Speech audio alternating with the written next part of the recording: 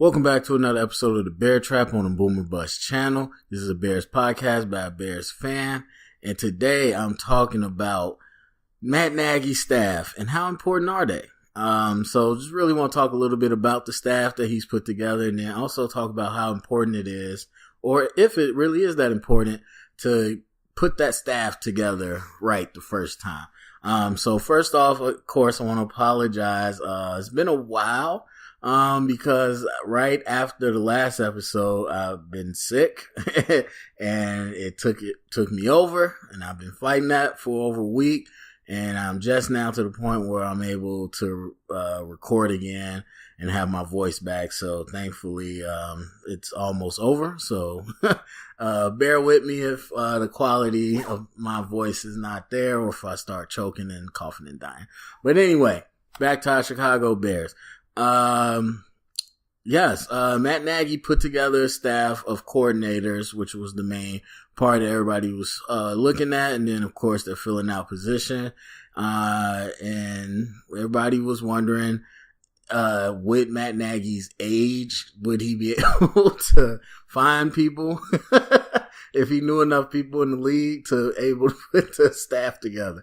I'm sorry, I still think it's fun. I made fun of it before. It's just a funny idea. And so Matt Nagy has proven, yes, after getting the head coach job, he was indeed able to put together some coordinators. And so who did we bring in? Number one, there's no understating the importance not only of the decision to bring back Vic Fangio, but the mindset that you have to be in to allow this to happen. And I've talked about it for a good amount of time prior to in the last episode about what Vic coming back would mean. And so I've said most of what I want to say, but again, it just iterates that Matt Nagy is in a position where he understands that he doesn't have to take the world on himself. He doesn't have to try to be the guy. And he honestly comes off very genuine. Unlike Ryan Pace, the things that Matt Nagy says, I kind of believe him. And so I don't think he's out here to be that hot shot guy, because if he wanted to, you would have known. And the route that he took to get here, trust me, it'll humble most people. And especially at his age, the stuff he did after the Arena League is stuff that, we would do when we're 20 something right out of college, or 23, whatever. And so, he busts his butt. He busts his butt. So I definitely think he's humble about him. I think he wants to bring in the best guys. And it's funny. I mean, I know they had a press conference today, which was just circumstance. I didn't really plan it that way, but I did catch a little bit of it. And one of the answers when they asked Matt Nagy about Vic Fangio, he's like, what was your philosophy on defense versus his? And he was like, my philosophy is stop the other team from scoring points. He like, that's it. Yeah, whatever way you want to do it, do it. And that's exactly what we need. We need the egoless. I'll take this side. I'll run the ship. I'll run the schedules. I'll run the practices, all that. But as far as the philosophy, the install, the coaching, the decisions, that's all you on defense. And so that's exactly what we need. And it seems like it's not just tongue in cheek. Oh yeah, we brought him back because I want to do it.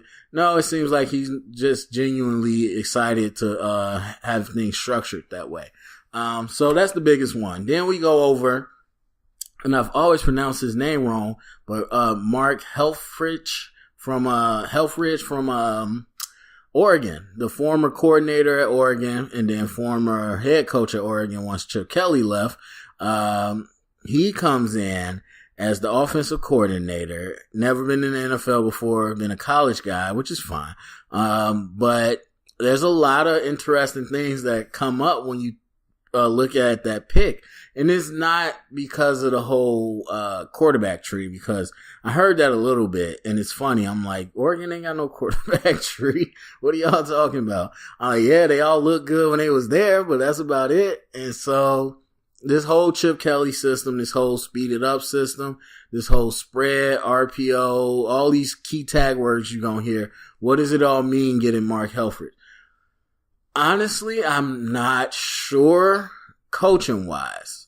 I think structurally it's going to be all coming from Matt Nagy down, and he's going to be the one calling the plays, creating the game plans, all those different things. Of course, with the help of the offensive staff. But so typically what you have in this situation, when you have a head coach that's like on one side of the ball and also has a coordinator, because you always need a coordinator, then typically what happens is the coordinator is responsible. It's almost like a step down. I hate to say it, but it is almost a step down, because now you're responsible for really running the numbers, running the reports, putting together the clips that they want. Show me, all their third downs in the last 5 games and 40-yard plus line, whatever it is. And it's not like you become an intern, but you become more of a lesser role, because Vic Fangio's not doing that for defense, guaranteed. He's got his other guys doing that. And so what you really become is the sounding board. You become, almost the voice of God for the coach, where you get your offensive or you get your coaches and position coaches in tune with the game plan, so they can teach it to each position. They can understand how we're going to practice this week, and they can get it out to the players exactly what we're going to be doing. And then you also get it out to the position coaches. Okay, this is how I want them to teach this technique. I want us to work on this. And then as a coordinator, you also talk to the players. Okay, this is what we're looking at. And so really you're the sounding board. You're telling everybody everything what to do, but the creation part is still coming from the offensive coach or from the head coach, depending, and it's vice versa. Say it's Bill Belichick and Matt Patricia. Everything's coming from Bill Belichick. Make no mistake about that. But that's a little different in New England, but for the most part, that's how it works. When you got a coach that focuses on one side of the ball heavily, they create and then you disseminate. And that's kind of how it goes. So I don't know how it's going to go so much with bringing in Mark Helfrich. I think, yes, he's going to be an everyday coordinator like everybody with those responsibilities.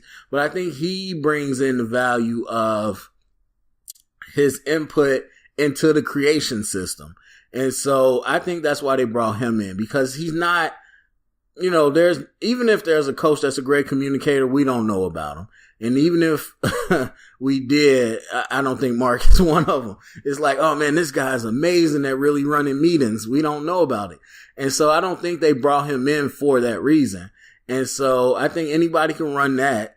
I think what he comes in is that Matt Nagy clearly has a road that he wants to take this offense and his type of philosophies, and he wants his own personal Chip Kelly style person next to him that can really influence and bounce ideas off of with the creation. He's not going to give him full reign, not going to give him full responsibility, none of that. He's just going to use him to bounce ideas off of, because he doesn't bring value added as a quarterbacks coach. He doesn't bring value added as a former head coach.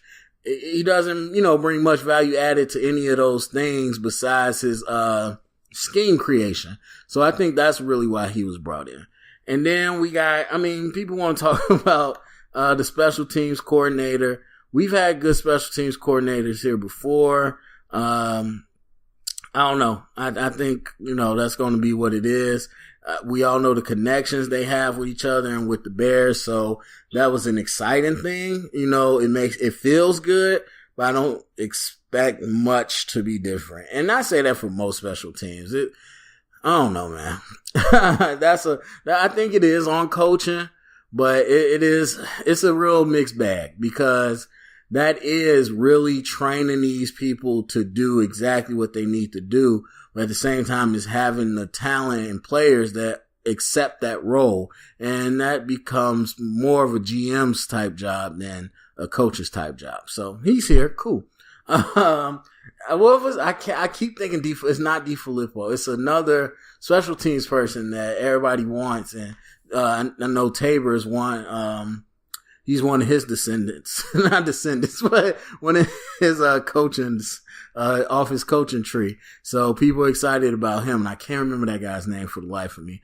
But anyway, and this isn't a coordinator, but the other big hire a lot of people was talking about is the O-line coach, who comes from Notre Dame and formerly with the Bears, Harry Heinstein. And so this is a big hire on a couple reasons.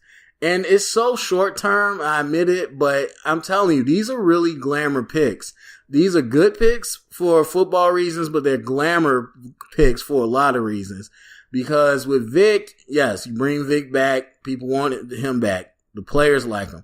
Oh, the defense is the only thing you guys like? All right, we'll bring back those guys. Yeah, rock and roll. And then on top of that, you get Mark Helfrich. Yeah, like I said before, does he have any particular value added? Not really, but hey, he's the Oregon Ducks guy. Yeah, spread, offense, real fast. That looks so much different than what we used to have, right? Yeah, okay, bring him in, Oregon. And rock and roll. And then with this guy, really good O-line coach. Like, let's make no mistake about that. But he does have the Bears connection. He has the Notre Dame connection, which probably is the second thing closest you can get to in Chicago football-wise, besides the Bears. And even though Notre Dame's independent, they pretty much are a Big Ten team. Like, that's one of Chicago's teams right there. And so you got the Notre Dame connection, but on top of just Notre Dame being Notre Dame, he also has a line of players that have come out of Notre Dame lately on the line that are pretty good. And then you include the two this year, which are supposed to be two premium picks right around the spots that the Bears are drafting. So now all those people that understand the receiver class isn't amazing, that understand we got our quarterback, they're all going to be looking at that O-line, and everybody's going to be so excited that we got the coach that coached those two guys. Now, does it mean anything draft-wise? No, because it's not recruitment. We only could draft them if they're there. But does it mean anything intel-wise? It means a lot. But that's just for this upcoming year. So it's glamorous. It's very short-sighted. You know, we got a former Bear coach and a Notre Dame coach. Who coached those top picks we looking at? Yeah. We got Vic back. Yeah. We got the guy from Oregon. Yeah. It all seemed glamorous. Football side, I think there's some very good points. But on the glamorous side, I think it's a lot more shiny than it is football concrete. But hey, I like them both. So, all right. So real quick, I don't want to spend too much time on it. We talked about our staff, and that is important to look at who we have. But this whole narrative that came out that the Bears had to hire early so Matt Nagy could look early and get the first picks, like, I think that stuff is silly. Just like I said, it's silly to think a coach is walking around with a whole staff in his pocket. I just think it's silly to think that if you don't have the right coaching staff the first year, you're going to be set back. And they try to point out examples like the coach didn't fail because they were hired late and didn't get the people they wanted. It's always good coaches everywhere. And so the staffs change every single year. So there's no way you can tell me that you putting together the right staff is going to make or break your career. Now, yes, you need the right staff to win a ring and all that. Of course, 100%. But you can't tell me, oh, I know that coach isn't going to make it because his first year he didn't bring in XYZ. That's stupid. And then if you look at where we are now, look how many some big dogs were around. We talking about Mike Munchak, the O-line coach for the Steelers, was just still around until he finally went back. Gus Bradley, the DC from Chargers, former Jags coach, he was hanging around till he finally went back. Mike Mularkey is now out there available. And, what's his name? Chris Richard, I believe, from the Seahawks, who 2 years ago, oh God, he's the next head coach. And now he's out on the street with no job. And it's so funny to me because that could have happened to Matt Nagy in the what if world. If we didn't hire him, he would have been a hot name. And 2 years later, if they didn't do well, he could have just been out on the street. But anyway, I'm not going to get into the prisoner of the moment stuff because that's what we are. But my point being, there's great coaches out there. Coordinators, head coaches, all up and down. Tom Cable, I think, is still out there. If I'm not mistaken, I think Tom Cable might still, he is probably the best head coach or O-line coach, out there. And so there's always great coaches, always moving pieces. And I don't think Nagy staff, depending on if you like it or love it. I don't think this is going to mark what his career will be going forward. So that's just my thoughts. But I need to hear your thoughts. Go to the comment section, please. Let me know what you think about Nagy's new staff. What do you think about Nagy so far? Thumbs up, subscribe, share this around so we can grow the channel. And remember, guys, stay up and bear down.